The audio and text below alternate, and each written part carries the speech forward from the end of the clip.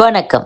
இன்றைய செய்திகள். கடந்த 1967 மற்றும் 1977ஆம் ஆண்டு நடந்த தேர்தல்களில் அதிகார பலம் கொண்ட கட்சிகளை எதிர்த்து புதிதாக வந்தவர்கள் வெற்றி பெற்றது போல 2026ஆம் ஆண்டு தேர்தலிலும் நடக்கும் என்று தமிழக வெற்றிக் கழக தலைவர் விஜய் பேசியுள்ளார். வார இறுதி விடுமுறை தினமான சனிக்கிழமை ஆகஸ்ட் 2ஆம் தேதி மற்றும் ஆடிப்பெருக்கு தினமான ஞாயிற்றுக்கிழமை ஆகஸ்ட் 3ஆம் தேதி ஆகிய நாட்களை முன்னிட்டு 1090 சிறப்பு பேருந்துகள் இயக்கப்பட உள்ளதாக அரசு விரைவு போக்குவரத்து கழகம் சார்பில் அறிவித்துள்ளது. இஸ்ரேல் பாலஸ்தீன மோதலுக்கு உடனடியாக தீர்வு காண உலக நாடுகள் கவனம் செலுத்த வேண்டும் என ஐநா மாநாட்டில் இந்தியா மீண்டும் வலியுறுத்தியுள்ளது. இரு தனித்தனி நாடுகளே தீர்வு என்பதை ஆதரிப்பதாகவும் கூறியுள்ளது. உச்சநீதிமன்ற உத்தரவுப்படி காவிரியில் ஆகஸ்ட் மாதத்திற்கு உரிய 45.95 டிஎம்சி நீரை கர்நாடகம் திறந்து விடுவதை உறுதிப்படுத்த வேண்டும் என்று டெல்லியில் நடைபெற்ற காவிரி நதிநீர் மேலாண்மை ஆணைய கூட்டத்தில் தமிழகம் தரப்பில் வலியுறுத்தப்பட்டுள்ளது. வேளாண் விஞ்ஞானி எம்.எஸ். சுவாமிநாதன் நூற்றாண்டு விழாவை மத்திய அரசுடன் இணைந்து டெல்லியில் 2 நாட்கள் கொண்டாடப்பட இருப்பதாகவும் இந்த விழாவை ஆகஸ்ட் 7ஆம் தேதி பிரதமர் மோடி தொடங்கி வைக்க உள்ளதாகவும் எம்.எஸ். சுவாமிநாதன் ஆராய்ச்சி நிறுவனம் தெரிவித்துள்ளது. வடகிழக்கு மாநிலமான மேகாலயாவில் காங்கிரசின் கடைசி சட்டப்பேரவை உறுப்பினரான ரோனி பி லிங்டோ ஆளும் தேசிய மக்கள் கட்சியில் இணைந்துள்ளார். இதன் மூலம் மேகாலய சட்டப்பேரவையில் காங்கிரஸ் கட்சிக்கு பிரதிநிதித்துவம் இல்லாத நிலை ஏற்பட்டுள்ளது. பிரதமரின் விவசாயிகள் நிதியுதவி திட்டத்தின் கீழ் நாடு முழுவதும் 9.7 கோடி விவசாயிகளுக்கு 20வது தவணையாக 20,500 கோடி ரூபாயை ஆகஸ்ட் 2ஆம் தேதி பிரதமர் மோடி விடுவிக்க உள்ளதாக தகவல் வெளியாகியுள்ளது. நாட்டில் கடந்த 5 ஆண்டுகளில் 667 புலிகள் உயிரிழந்துள்ளன.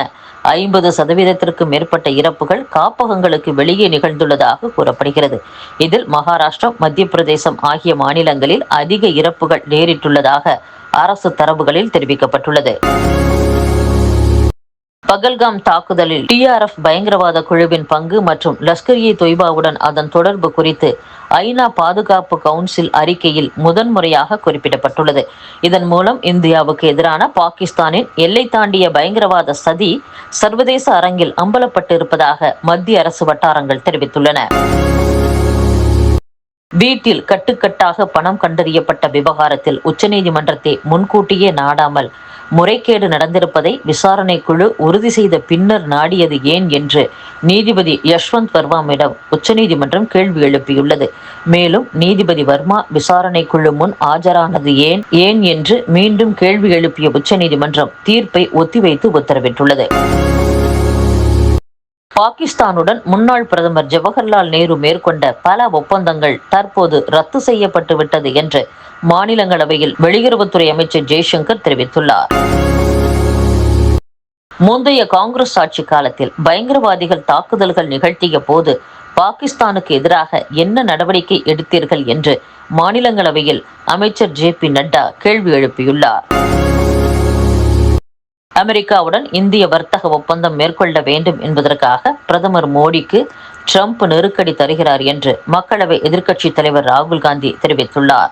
அதனால்தான் ஆபரேஷன் சிந்தூர் நடவடிக்கையை அமெரிக்க அதிபர் ட்ரம்ப் நிறுத்த கூறவில்லை என அவரது பெயரை பிரதமர் மோடி மக்களவையில் குறிப்பிடாததற்கு காரணம் என்றும் ராகுல் கூறியுள்ளார்.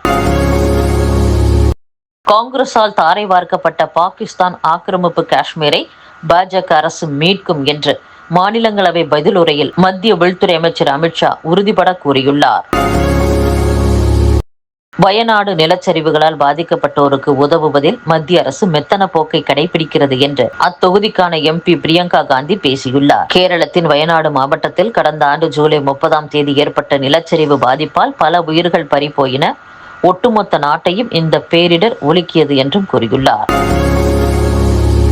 சிறுவர்கள் பயன்படுத்துவதற்கு தடை விதிக்கப்பட்டிருக்கும் சமூக ஊடகங்களில் வீடியோ பகிர்வு தளமான யூடியூபும் அடங்கும் என்று ஆஸ்திரேலிய அரசு அறிவித்துள்ளது.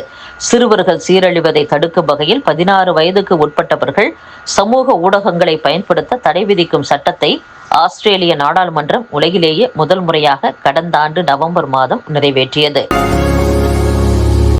இந்தியாவுடன் வர்த்தக ஒப்பந்தம் இப்போது வரை இறுதி செய்யப்படவில்லை. எனவே இந்தியாவிலிருந்து இறக்குமதி செய்யப்படும் பொருட்கள் மீது வரும் ஆகஸ்ட் 1ஆம் தேதி முதல் 25% வரி விதிக்கப்படும் என்று அமெரிக்க அதிபர் டொனால்டு டிரம்ப் அறிவித்துள்ளார். ஆஸ்திரேலியாவில் முதல் முறையாக விண்ணில் செலுத்தப்பட்ட ராக்கெட் 14 வினாடிகளில் வெடித்து சிதறியுள்ளது.